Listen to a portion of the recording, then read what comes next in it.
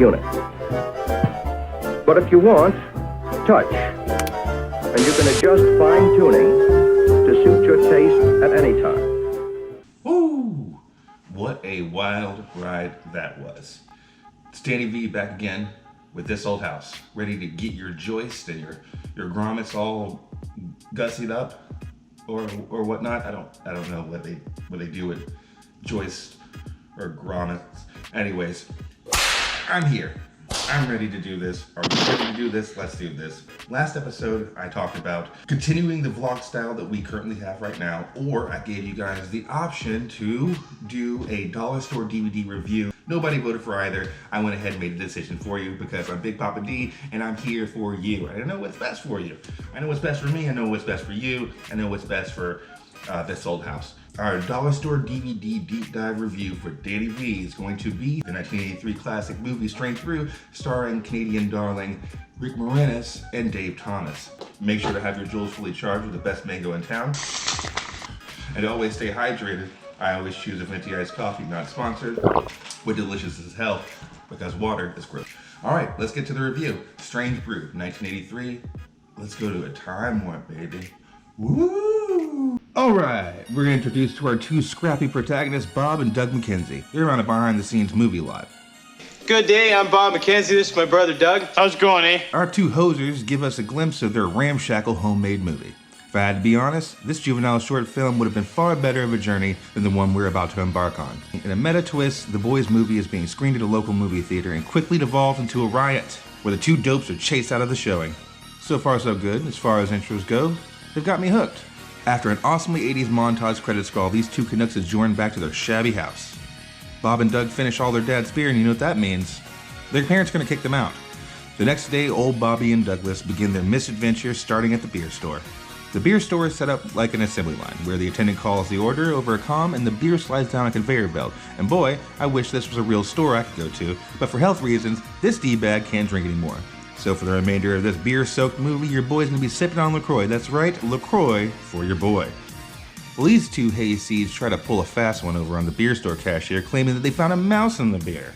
Beer boy ain't having it, and he tells them two to scram. Telling them two half-wits if they want free beer, then they're gonna have to go to the brewery. Bob and Doug arrive at the ominous Elsinore Brewery, castle and psych ward combo, because that's normal. At the front entrance is a car stuck in the front gate.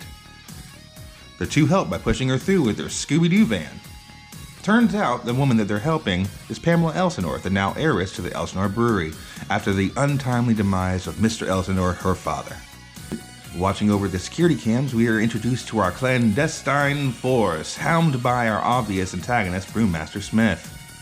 Mr. Smith and his crony are testing out their new mind control beer that is activated through organ music. By drugging the staff and patients from the neighboring psych ward, Dr. Smith's assistant demonstrates the capability of the Strange Brew by having patients clad in stormtrooper hockey gear battle it out.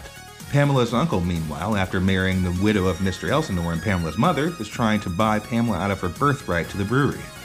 But Pamela has other plans. She aims to take the brewery back to its family-friendly roots. Just like this channel, family-friendly. As her first decree, she fires Mr. Smith, the brewmaster, and hires on Bob and Doug to man the line. Family business. I'm afraid you have 2 weeks' notice, Mr. Smith. This puts a wrench in Mr. Smith's plan for world domination, and a thorn in his side. He has to stop this. Bob and Doug meet Rosie, a retired hockey player turned lineman, and drugged up pawn for Mr. Smith's nefarious plans. Rosie shows the boys the ropes and they all gear up for a fun game on the ice. This is where the plot flies off the handle. Your father, Luke. Give in to the dark side of the Force, you nap. Pamela and her trusted floor manager are fiddling with this old arcane machine that's haunted by her dead father, I guess? Yeah, it doesn't make much sense past that. The arcade machine glitches to life and shows the real reason her father died by revealing an undoctored surveillance video of her father being electrocuted at the front gate. Smith and the uncle stumble upon the CC video of Bob and Doug dicking around in the backdoor surveillance room. They need to snuff these boys out, and they need to get rid of Pamela and that meddling floor manager. Meddling floor manager. So this is where Smith and his assistant tamper with the brakes on the beer delivery truck, hoping that this will get rid of Bob and Doug for good. Bob and Doug have different plans. They're gonna take this beer to a party, but first they gotta stop by their house to feed their dog, Hosehead. In this scene, I'd have to say, had me a little on the edge of my seat. Up until now, I really couldn't shake the ghost subplot. Their truck loses control and takes a wicked dive into Lake Ontario. Look at that beautiful bean footage. Good thing Rosie was at the pier because the beer truck was supposed to be delivered to Pamela's birthday party. And Rosie's got a crush. She's got a crush on you. Yeah, this crush is kind of hinted at the beginning of the movie with a stare, but namely I think it's just horseshoed to pad runtime. I don't know. Well, Rosie dives into the lake to save the boys and seemingly dies. It's a sad one. The screen just says intermission for some reason. Awesome. Then it's revealed that a drugged up Pamela and her floor manager were stowed away in the back of the truck in hopes that they too would die, because that wouldn't raise any alarms. Good one, Smith. Good one. Golf clap. In a stroke of drunken ingenuity, the boys and Rosie survived by using Elsinore stubbies to breathe through. Oh, but the underwater police pulled them over for lake driving while intoxicated. Buckle up, kids. It's just gonna get weirder from here. Smash cut to the boys getting booked. Yeah, book 'em, Dano. Hey, that's my name.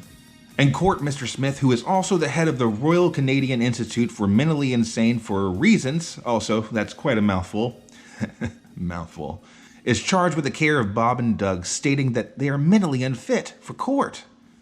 Mr. Smith can now finish what he started.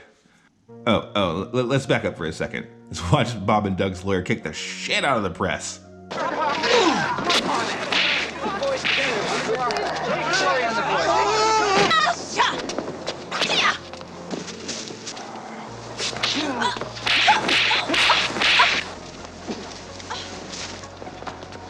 We're late, let's go.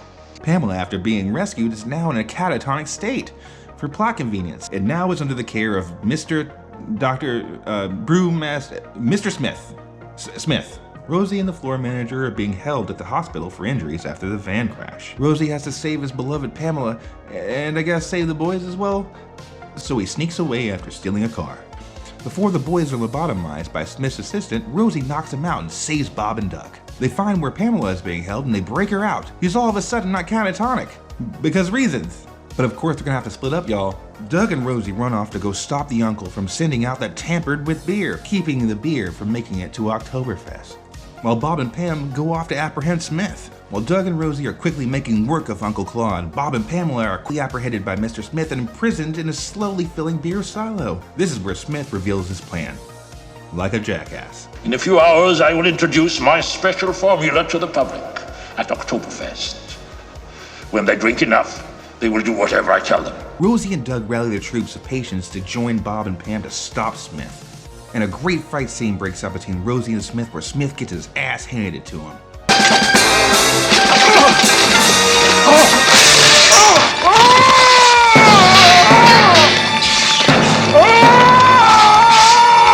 the help of Mr. Elsnor's ghost, Rosie is guided to where Bob and Pam are being held. The gang arrives at the silo to find that Bob has drank all the beer. He's got curves. More like thick Moranis. You know what I mean? Thick Rick Moranis? Like thick Moranis? Okay, you get it. After Bob pees out a building fire, the gang has to stop the attendees of the Oktoberfest from drinking the strange brew. First, the boys have to stop by their house. For reasons. They have a foolproof plan. They employ the help of their gross... They employ the help of their gross-ass dog.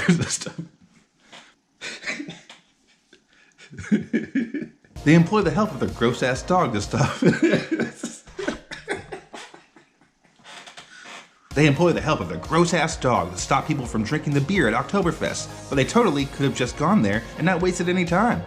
Well, if this fever dream wasn't already just bonkers, the ugly dog shoots into the air and sprouts a cape. The dog gets to the Oktoberfest a couple minutes before the gang and scares everybody away before they drink any of the adulterated beer. And all is saved. Pam gives Bob and Doug full-time positions at the brewery, and Rosie and Pam are a thing for some reason now.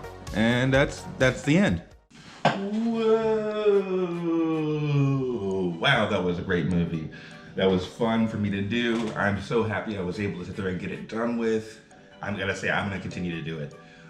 Dollar store deep dive DVD reviews are fun.